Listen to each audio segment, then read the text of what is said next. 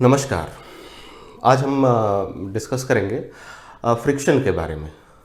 Friction force कहाँ कहाँ कैसे कैसे लगता है और उसको कैसे न्यूटन्स लॉ ऑफ मोशन का यूज़ करके कैसे हम फ्रिक्शन फोर्स को मतलब सवाल जो जिसमें फ्रिक्शन इन्वॉल्व होगा जिस सवाल में उसको हम कैसे सॉल्व करेंगे वो हम लोग बात करेंगे। सबसे पहले फ्रिक्शन कैसे लगता है, फ्रिक्शन क्या होता है। कोई भी दो सरफेस कांटेक्ट में रहते हैं तो उन दोनों का जो सरफेस का जो उन दोनों के सरफेस पे जो एटम्स होते हैं, जो मॉलिक्यूल्स होते हैं, उसके इलेक्ट्रॉन और प्रोटॉन के बीच में इलेक्ट्रोस्टैटिक फोर्स, उसमें जो इंटरेक्शन होता है उसमें इलेक्ट्रोस्टैटिक फोर्स एक्ट करता है और उस वजह से वो दोनों एक दूसरे से दोनों एक दूसरे से चिपके रहते हैं। और जब उसको हम खिसकाते हैं, जैसे भले ही सरफेस कितना भी स्मूथ हो, थोड़ा सा रफनेस होता ही है। और उसी तरह से इसमें भी, नीचे वाले में भी थोड़ा रफनेस है, ऊपर वाले में भी थोड़ा रफनेस है। और उसकी वजह से मान लीजिए ऐसे करके वो सब माइक्रोस्कोपिक व्यू में देखेंगे तो हो सकता है ऐसा दिखे कि इन दोनों के कुछ जगह पे दोनों बिल्कुल ही जिसका इंटरमॉलिक्यूलर डिस्टेंस बहुत कम है, तो ये दोनों चिपके हुए हैं, दोनों सरफेस चिपके रहते हैं एक दूसरे से। जब खिसकाते हैं तो वी हैव टू ब्रेक यहाँ पर जो कांटेक्ट हुआ दोनों में, और दोनों में जो एक दूसरे को जो अट्रैक्ट किया है उसको ब्रेक करके खिसकाना पड़ता है। अगर किसी को धक्का दिया, किसी को खींचा, तो जो ऑलरेडी यहाँ पे जो बॉन्ड बना है उसको ब्रेक करना पड़ेगा और उसके बाद फिर ही खींचना पड़ेगा। फिर जैसे ही खींचा फिर दूसरा बॉन्ड बना, फिर हर जगह वो जैसे खींच रहे हैं तो दोनों सरफेस एक दूसरे दोनों सरफेस ने जो एक दूसरे को पकड़ा हुआ है उसके अगेंस्ट हमें वर्क करना पड़ता है। तो वही जो वर्क करना पड़ता है दोनों सरफेस के जो बीच में जो फोर्स है उसको ब्रेक करने, दोनों सरफेस के बीच में जो अट्रैक्शन हो रहा है उसको ब्रेक करके जो हमें खींचना है, तो उसके लिए जो हमें फोर्स लगाना पड़ता है उसको कहते हैं फ्रिक्शन फोर्स। मतलब जहाँ पे दो surface comes into surface are in contact with each other, तो वहाँ पे अगर हमें दोनों में रिलेटिव मोशन करना है, दोनों सरफेस में अगर रिलेटिव मोशन करना पड़ेगा तो उसके लिए हमें we have to overcome the friction force. ठीक है, फ्रिक्शन फोर्स नॉर्मली जहां जो रिलेटिव मोशन होता है उसको अपोज करता है। दोनों सरफेस के बीच में जो रिलेटिव मोशन है उसको अपोज करता है फ्रिक्शन फोर्स। जैसे इसको हम ऐसे समझते हैं कि फ्रिक्शन फोर्स, देखिए फ्रिक्शन फोर्स ऐसा नहीं कि हमेशा मोशन को अपोज करता है। कई बार फ्रिक्शन फोर्स की वजह से मोशन होता है। फ्रिक्शन फोर्स हमेशा मोशन को अपोज नहीं करता है, ये रिलेटिव मोशन को अपोज करता है। जैसे कि एक सबसे जो अच्छा एग्जांपल है कि एक ऑब्जेक्ट यहां है, इसके ऊपर एक ऑब्जेक्ट, ठीक है, और ये सरफेस पे है। अगर हम इसको इधर खींच रहे हैं, नीचे वाले को, ये जो बी ऑब्जेक्ट है उसको हमने उधर खींचा, ठीक है, तो ए भी साथ साथ में उधर जा रहा है। ठीक है, ए का अगर फ्री बॉडी बनाते हैं तो एक पे तो सिर्फ एक mg फोर्स है और जो बी जो लगा रहा है नॉर्मल रिएक्शन वो है, बट स्टिल ए जो है वो इधर कैसे जा रहा है, इस डायरेक्शन में तो कोई फोर्स है नहीं ए पे। ठीक है, ए पे फ्रिक्शन फोर्स है जो इस साइड में। ठीक है, यहां पे देखिए ए और बी के बीच में फ्रिक्शन फोर्स है जिसकी वजह से ए जो है वो उधर जा रहा है। हमने बी को खींचा तो ए भी उधर जा रहा है, क्योंकि इन दोनों के बीच में फ्रिक्शन फोर्स है जो कि बी को इधर ले जा रहा है, फ्रिक्शन फोर्स। अगर फ्रिक्शन फोर्स नहीं रहता दोनों के बीच में तो mg ए पे इसका मास mg नीचे फोर्स लगता, ग्रेविटेशनल फोर्स, और n ऊपर लगता, और इस डायरेक्शन में कोई फोर्स होता ही नहीं, तो इस डायरेक्शन में कैसे जाता है। तो यहां देखिए फ्रिक्शन जो है वो इधर लग रहा है और फ्रिक्शन की वजह से ए भी उधर मूव कर रहा है। ठीक है, जैसे इस केस में friction is causing the movement, it is not opposing the movement. अब इसी में क्या होगा, कई बार ऐसा होता है कि बी तेजी से खींच लिए, बी को जब तेजी से खींचे तो ए जो है वो इधर चल आने लग जाता है, इधर आते आते गिर जाता है इधर नीचे। ठीक है, उस केस में क्या होता है, जब बी को जब बी को उधर खींचे, ठीक है, और ए और बी का जो फ्रिक्शन है, जो दोनों के बीच का जो फ्रिक्शन है, that is not good enough, that is not enough कि ए को उसके साथ ले जा सके। फ्रिक्शन जब हम अभी देखते हैं आगे, फ्रिक्शन का एक लिमिट होता है कि दो सरफेस के बीच में एक लिमिटेड ही फ्रिक्शन हो सकता है, फ्रिक्शन उससे ज्यादा नहीं हो सकता है। तो वो फ्रिक्शन की वजह से मान लीजिए कि वो फ्रिक्शन इतना ज्यादा नहीं है कि ए जो है वो बी के साथ साथ इधर चल सके, तो उस केस में ए इधर आने लगता है। ठीक है, ए इधर आने लगता है।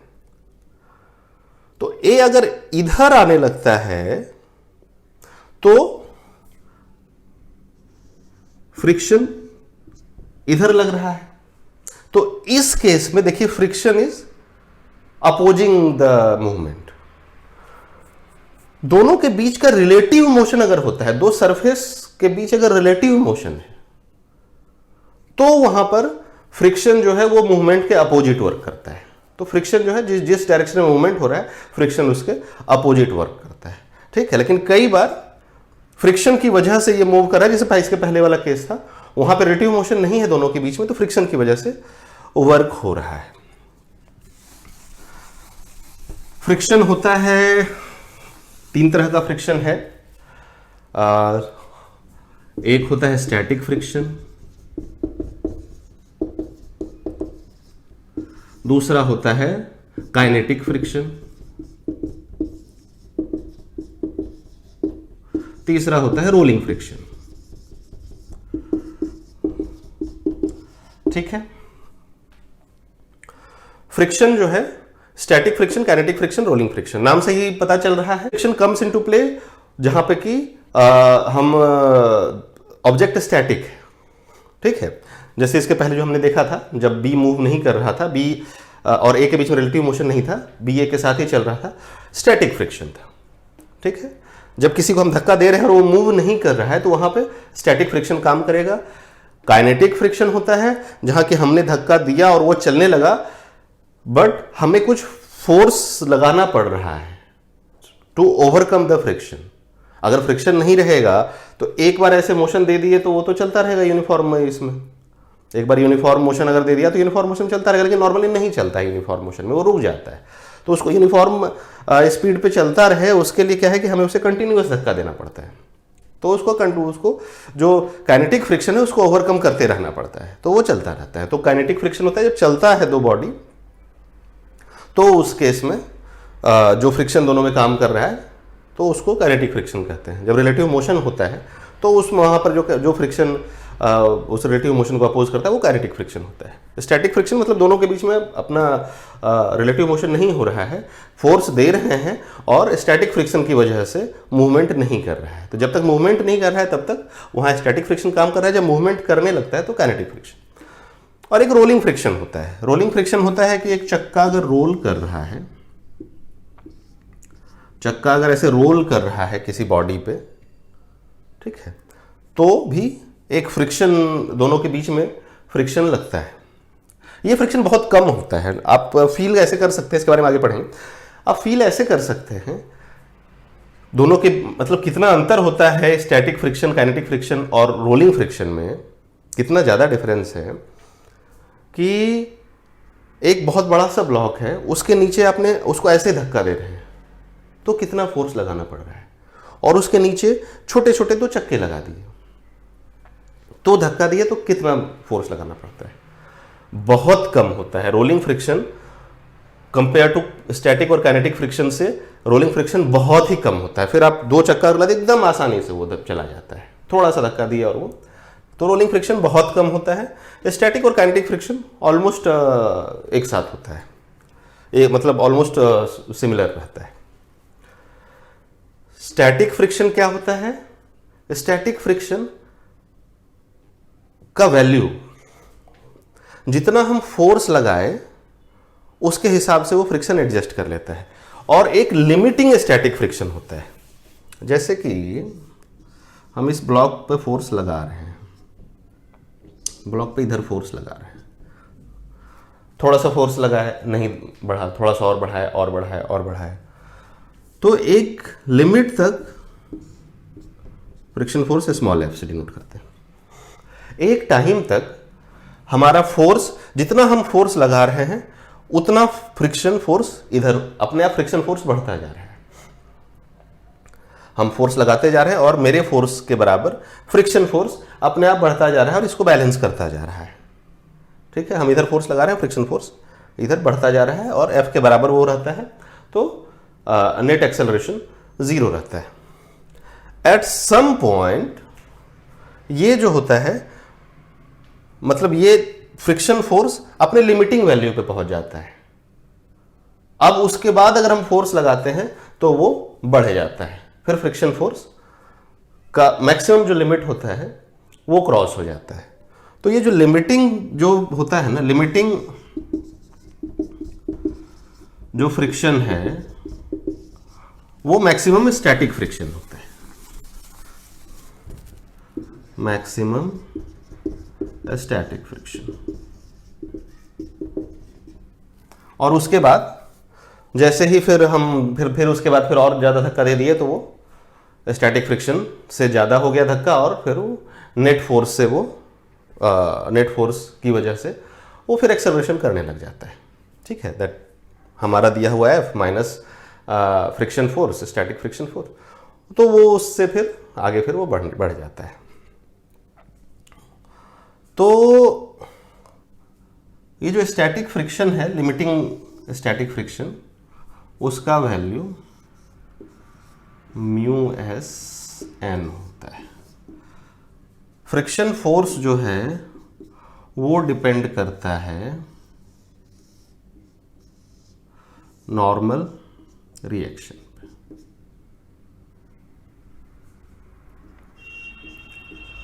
एम जी नीचे, सरफेस जो है इस बॉडी पे नॉर्मल रिएक्शन लगा रहा है, और इस नॉर्मल रिएक्शन पे डिपेंड करता है अपना फ्रिक्शनल फोर्स। ठीक है ना, frictional force is directly proportional to normal reaction. कोई ज़्यादा भारी है, फ्रिक्शन ज़्यादा लगेगा, कम वजन है, फ्रिक्शन कम लगेगा, मतलब हमें फोर्स जो लगाना पड़ता है कम फोर्स लगाना पड़ेगा। जितना हम फोर्स लगा रहे हैं उसी का प्रोपोर्शनल तो स्टैटिक फ्रिक्शन रहता है। तो अगर फोर्स हम ज़्यादा लगा रहे हैं, ज़्यादा लगाना पड़ रहा है, इसका मतलब एन अगर ज़्यादा है तो फोर्स हमें ज़्यादा लगाना पड़ेगा और स्टैटिक फ्रिक्शन ज़्यादा होगा। तो एफ डिपेंड करता है नॉर्मल रिएक्शन पे, और कोफिशिएंट ऑफ प्रोपोर्शनैलिटी जो है म्यू एस होता है ना,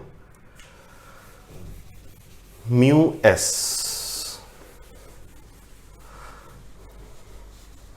और म्यू एस जो होता है ये दो ऑब्जेक्ट के बीच में फिक्स होता है। म्यू एस का जो वैल्यू है वो दो, जैसे ग्लास और ग्लास, जैसे ग्लास के ऊपर में अगर हम एक ग्लास के ऊपर में दूसरा ग्लास का ब्लॉक रख करके धक्का दिए,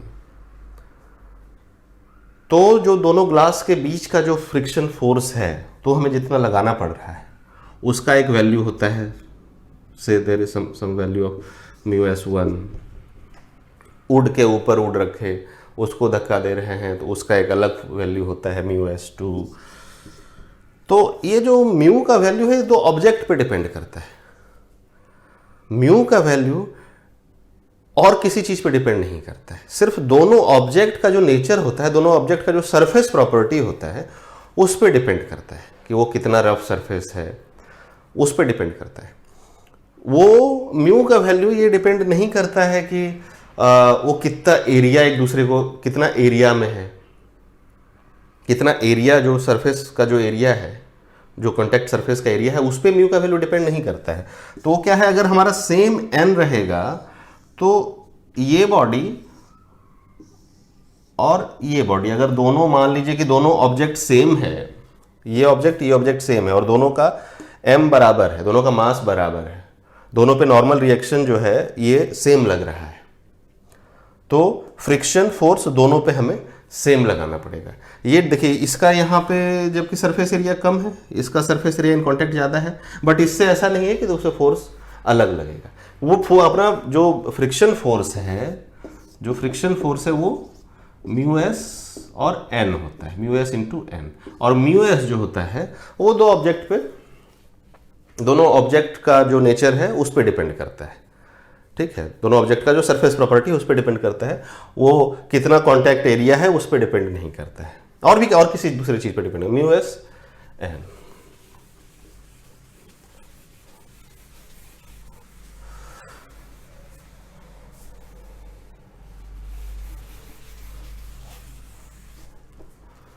उसके बाद आता है काइनेटिक फ्रिक्शन। काइनेटिक फ्रिक्शन मतलब जब चलने लगा बॉडी तो कितना फोर्स लग रहा है। अगर ग्राफ बनाएंगे ना, फ्रिक्शनल फोर्स का ग्राफ बनाएंगे तो इधर रखिए फोर्स अप्लाइड, जो फोर्स हम अप्लाई कर रहे हैं वो, और इधर फ्रिक्शन फोर्स। तो ये क्या होता है, जितना हम धीरे धीरे फोर्स लगाते जा रहे हैं फ्रिक्शन फोर्स बढ़ता जा रहा है, ठीक है। अब फ्रिक्शन फोर्स का एक लिमिट आया। अब क्या हम फोर्स लगाएंगे तो फ्रिक्शन फोर्स मतलब हमारे एक लिमिट के बाद, फ्रिक्शन फोर्स का एक लिमिट होता है जो उसके बाद अगर हम फोर्स लगाएंगे तो फ्रिक्शन फोर्स रोक नहीं पाएगा, वो बॉडी आगे बढ़ जाएगा। तो से ये वाला वो फोर्स है, ठीक है। और जब एक बार बढ़ गया ना तो फिर फ्रिक्शन फोर्स कम हो जाता है, और उसके बाद फिर फ्रिक्शन फोर्स सेम हो जाता है। तो ये जो है दो ऑब्जेक्ट के बीच का स्टैटिक फ्रिक्शन जो होता है वो उसके दोनों के बीच के काइनेटिक फ्रिक्शन से ज्यादा रहता है। जो limiting value of static friction होता है वो काइनेटिक फ्रिक्शन से ज्यादा होता है। एक बार जब चल गया तो उसके बाद जितना हमें फोर्स लगाना पड़ा था उसको चलाने के लिए, उससे थोड़ा कम फोर्स भी लगाएंगे तो वो यूनिफॉर्म स्पीड में चलता रहेगा, ठीक है। तो काइनेटिक फ्रिक्शन का वैल्यू, दो ऑब्जेक्ट के बीच के काइनेटिक फ्रिक्शन का वैल्यू दोनों के बीच के स्टैटिक फ्रिक्शन के वैल्यू से कम रहता है। स्टैटिक फ्रिक्शन का लिमिटिंग वैल्यू से, स्टैटिक फ्रिक्शन का जो मैक्सिमम वैल्यू है उससे अगर कंपेयर करेंगे तो काइनेटिक फ्रिक्शन का वैल्यू कम रहेगा। फोर्स हम लगाते जा रहे हैं, स्टैटिक फ्रिक्शन बढ़ता जा रहा है। एक जगह पे आकर के उसके बाद स्टैटिक फ्रिक्शन का लिमिटिंग वैल्यू आ गया। अब उससे ज्यादा फोर्स जहां दिए कि चलने लगा ऑब्जेक्ट, और उसके बाद उस लिमिटिंग फोर्स जो लगाए थे उससे कम पे ही वो उससे कम पे ही वो फिर हम उसका यूनिफॉर्म मोशन को मेंटेन कर सकते हैं, उससे कम फोर्स लगा करके, ठीक है। तो काइनेटिक फ्रिक्शन का भी वही एफ काइनेटिक इज म्यू के एन, वो भी नॉर्मल रिएक्शन पे डिपेंड करता है दोनों ऑब्जेक्ट, और नॉर्मल रिएक्शन पे इसके प्रोपोर्शनल होता है। और जो म्यू के है, जो कोफिशिएंट ऑफ काइनेटिक फ्रिक्शन है, वो भी जो दोनों ऑब्जेक्ट हैं उसके नेचर पे, उसके प्रॉपर्टी पे डिपेंड करता है। ये उसका कॉन्टैक्ट सरफेस वगैरह पे डिपेंड नहीं करता है। जब हम चलते हैं तो हम धरती को ऐसे पीछे प्रेस करते हैं, ठीक है, जैसे कि ऐसे प्रेस कर रहे हैं धरती को। चलने के समय अगर हमारा पैर धरती को ऐसे प्रेस करता है, बिल्कुल परपेंडिकुलर प्रेस नहीं करता है, धरती को थोड़ा सा पीछे साइड प्रेस करते हैं, ऐसे धरती को इस डायरेक्शन में हमारा पैर धरती को, अगर हम इधर जा रहे हैं तो हम धरती को ऐसे प्रेस करते हैं जब हम चलते हैं, ठीक है। इस केस में जब हमने इधर प्रेशर लगाया, हमने इधर फोर्स लगाया, तो कांटेक्ट फोर्स धरती ने इधर लगाया, ठीक है, अर्थ कांटेक्ट फोर्स इधर लगाई, तो ये है कांटेक्ट फोर्स।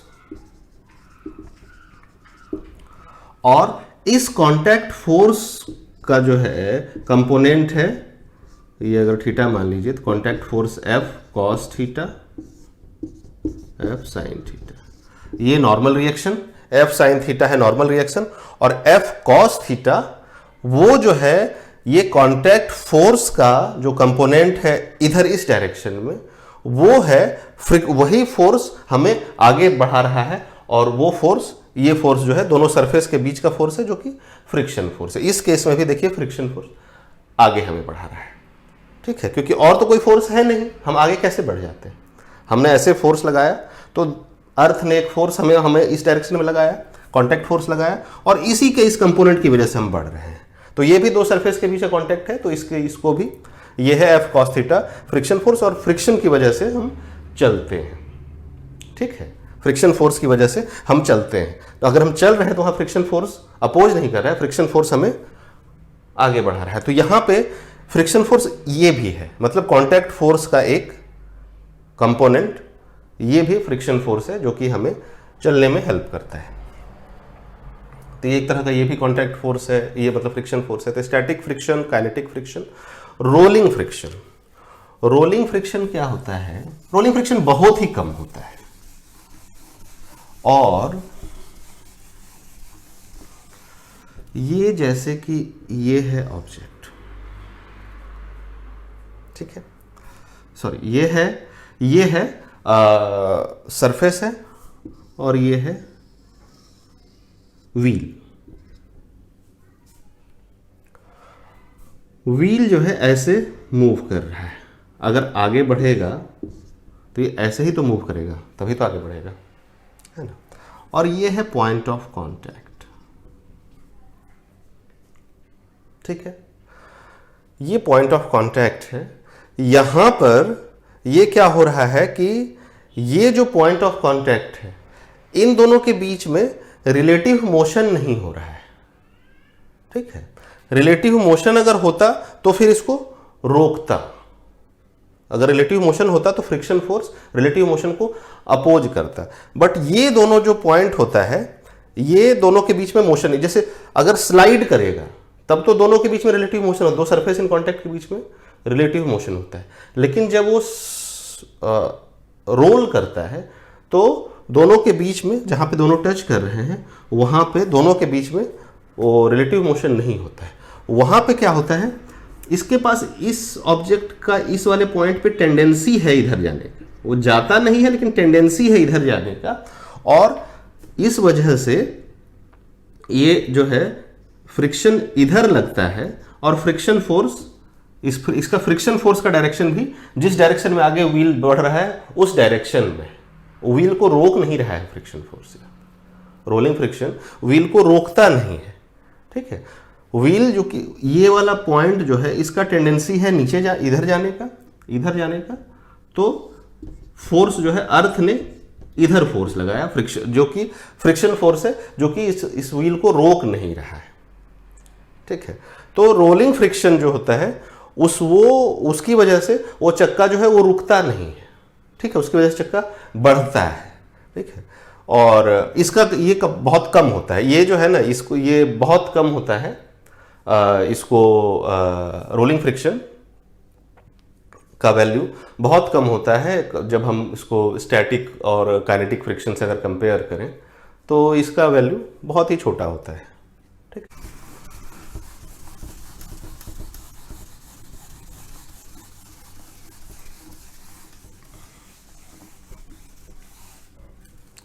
फ्रिक्शन के केस में सबसे इंपॉर्टेंट होता है ये पता करना कि उसका फ्रिक्शन का डायरेक्शन किधर है। जब भी किसी फ्रिक्शन का कोई सवाल आएगा तो ये हमें बहुत ध्यान से देखना है कि फ्रिक्शन का डायरेक्शन कहाँ है, किस डायरेक्शन में फ्रिक्शन लग रहा है ना। क्योंकि हमने देखा कि दोनों तरीके से हो सकता है, कई बार फ्रिक्शन की वजह से मूवमेंट हो रहा है, और कई बार फ्रिक्शन की वजह से वो मतलब उसका फ्रिक्शन जो है उसके मूवमेंट को रोकती है, ठीक है। तो इसीलिए फ्रिक्शन फोर्स एक इसका आसान सा ये तरीका होता है कि जब दो बॉडी के बीच में रिलेटिव मोशन होता है तो फ्रिक्शन फोर्स उसको अपोज करता है, फ्रिक्शन फोर्स उसके अपोजिट लगता है। ये एक हम अगर ये चीज़ से इस तरीके से सोचें तो इस तरीके से हम फ्रिक्शन फोर्स का डायरेक्शन निकाल सकते हैं। एक छोटा सा टॉपिक और है इसमें कि फ्रिक्शन फोर्स जो है उसका जो कॉफिशिएंट ऑफ फ्रिक्शन जो है उसको हम उसको कैसे निकालते हैं। तो वो क्या कर हम जैसे मान लीजिए जिस दो ऑब्जेक्ट के बीच का फ्रिक्शन कॉफिशिएंट ऑफ फ्रिक्शन निकालना हुआ,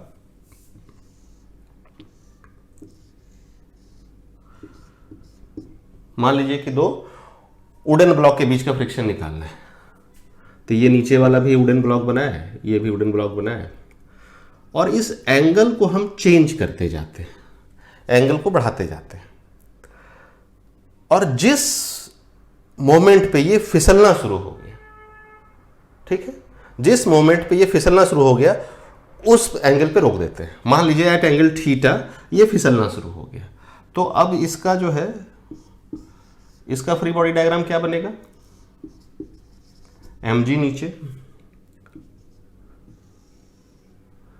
n जो है वो कांटेक्ट सरफेस के परपेंडिकुलर n है, ठीक है, तो इस पे दो फोर्स लग रहा है। अब ये जो है ये इधर आना शुरू हो गया, तो मतलब फ्रिक्शन फोर्स इधर है। जिस पॉइंट पे ये सरकना शुरू किया इधर आने की टेंडेंसी हो गई, रिलेटिव मोशन, दोनों सरफेस के बीच का रिलेटिव मोशन अगर मतलब ये ऑब्जेक्ट इधर आने लगा रिलेटिव मोशन, तो फ्रिक्शन फोर्स का डायरेक्शन ये हो जाएगा।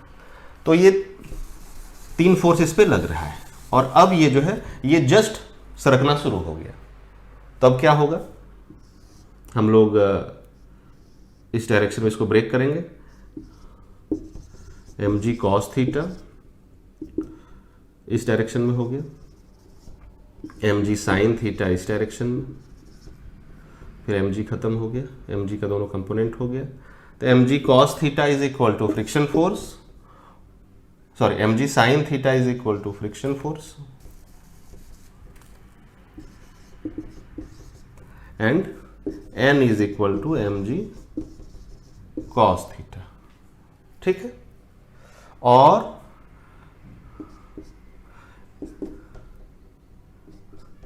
Friction force F is equal to mu S into normal होता है, ठीक है, म्यू एस इंटू नॉर्मल, तो mu S this imply mu S into normal reaction that is mg cos theta is equal to friction force mg sin theta, ठीक है।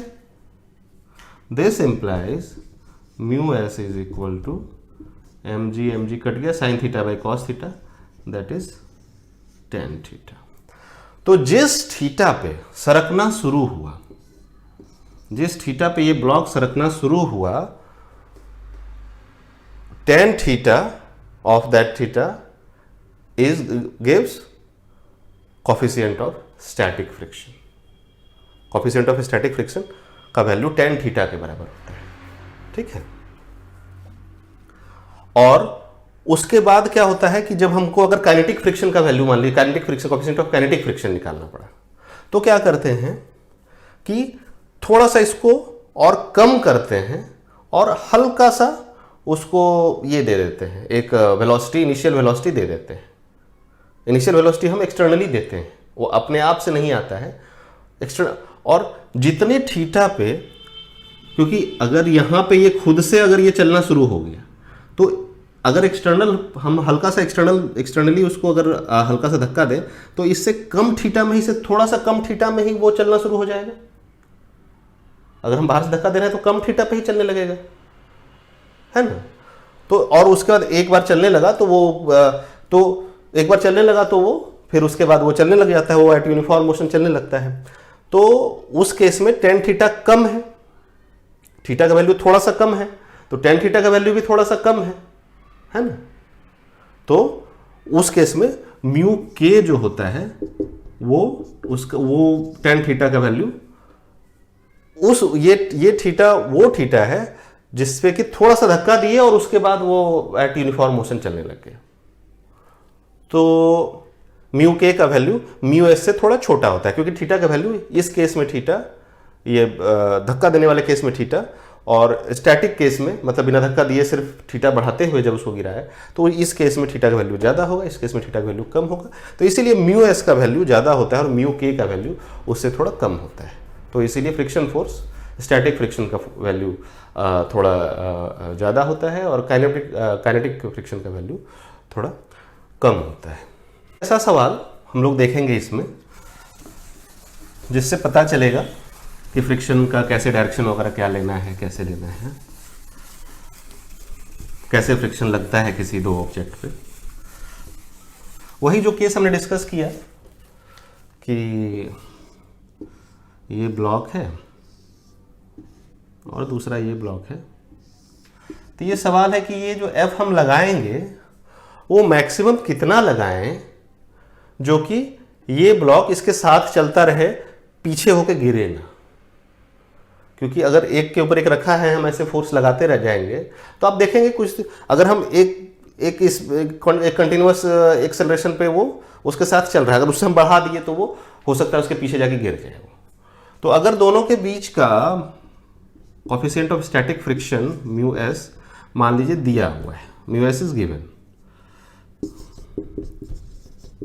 दो object के बीच का म्यू एस तो कांस्टेंट होता है, तो दैट इज गिवन। अभी बोलेगा कि फोर्स का एक लिमिटिंग वैल्यू बताइए जिस पर कि ये जो है इस पे टिका रहे, ठीक है। तो इसका मास मान लीजिए कि ये एम बी है, ये एम ए, तो क्या होगा एम ए जो है, अगर हम फोर्स लगा रहे हैं F, तो एक्सेलरेशन कितना होगा इस सिस्टम में? एक्सेलरेशन हो जाएगा F by M B plus M A, ठीक है। फोर्स बाई टोटल मास, वो एक्सेलरेशन से ये चल रहा है, ठीक है। अब क्या है, एम ए का सिर्फ फ्री बॉडी डायग्राम बनाएं और इसमें देखते हैं कि इस पे कौन कौन सा फोर्स लग रहा है। एम ए जी नीचे लग रहा है, ठीक है। एन ऊपर लग रहा है, ठीक है। और लिमिटिंग केस में ये जो है, ये इधर, जैसे ही ये इधर मूवमेंट होना शुरू होगा, वही लिमिटिंग केस है। लिमिटिंग केस में मतलब F मैक्सिमम कितना लगा सकते हैं, तो उस केस में जब मैक्सिमम ये लगाएंगे तो उस समय ये इधर चलना शुरू हो जाएगा, एम ए इधर चलना शुरू हो जाएगा, तो फ्रिक्शन फोर्स इधर लग जाएगा, ठीक है ना। तो फ्रिक्शन फोर्स जो है वो कितना रहे मैक्सिमम, जो कि इसका एक्सेलरेशन, ए का एक्सेलरेशन ये रहे, क्योंकि यही पूरे सिस्टम का एक्सेलरेशन है। अगर ए का एक्सेलरेशन इतना ही रहेगा तो फिर वो सिस्टम के साथ साथ चलता रहेगा, है ना। तो अब देखिए एन और एम जी तो एक दूसरे को कैंसिल आउट कर दिए, F S is equal to mu S into M G, that is N, ठीक है। N is equal to M G है, mu S N is F S M A, ठीक है, mu S M A G. तो यही friction force है, और ये जो फ्रिक्शन है वो इसको एम ए को इस एक्सेलरेशन से उधर ले जा रहा है, ठीक है।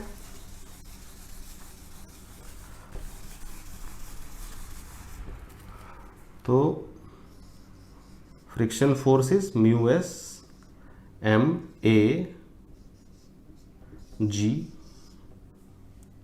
Mu N is equal to M A into F by M B plus M A, ठीक है। एम ए कैंसिल हो जाएगा, एफ कितना होना चाहिए, this imply F should be equal to mu S M A plus M B into G maximum, mu S M A plus M B into G रहना चाहिए, तभी वो उसके साथ में चलेगा। अदरवाइज अगर एफ इससे अगर ज्यादा हो गया तो एम ए फिर इधर चला जाएगा, ठीक है। तो इस तरीके से हमें सोचना है कि फ्रिक्शन फोर्स कहाँ किस डायरेक्शन में लग रहा है, कहाँ लग रहा है, जहाँ दो सरफेस कांटेक्ट में है और दोनों के बीच में रिलेटिव मोशन है वहाँ लग रहा है, और रिलेटिव मोशन जिस जिस डायरेक्शन में है उसके अपोजिट डायरेक्शन में लगता है फ्रिक्शन फोर्स। तो इस तरीके से ये निकल गया कि कितना फोर्स इधर हम मैक्सिमम दें तो ये जो है वो ए इधर न जाए, लिमिटिंग केस ऐसे एफ का लिमिटिंग केस क्या रहेगा कि ये इधर न जाए, इसके साथ साथ चले, मतलब इसका एक्सेलरेशन जो है वो इस सिस्टम के एक्सेलरेशन के बराबर रहे। इसका इधर जाने लगेगा तो इसका एक्सेलरेशन इधर आ जाएगा फिर दोनों, तो फिर उस हिसाब से फिर वो ना हो, तो वही पूछ रहा है कि भाई कितना एफ दे, तो एफ का वैल्यू ये इतना हो सकता है। तो ये अपना ये टॉपिक हमने आज फ्रिक्शन, आज के टॉपिक में हमने फ्रिक्शन को डिस्कस किया। नेक्स्ट टॉपिक में अपन सर्कुलर मोशन डिस्कस करेंगे। सर्कुलर मोशन बहुत इंटरेस्टिंग टॉपिक है और थोड़ा सा आपको समझने वाला है, उसमें समझने की ज़रूरत है आपको, तो इसीलिए उसको हम लोग नेक्स्ट टॉपिक में सर्कुलर मोशन को डिस्कस करेंगे। ठीक है, थैंक यू।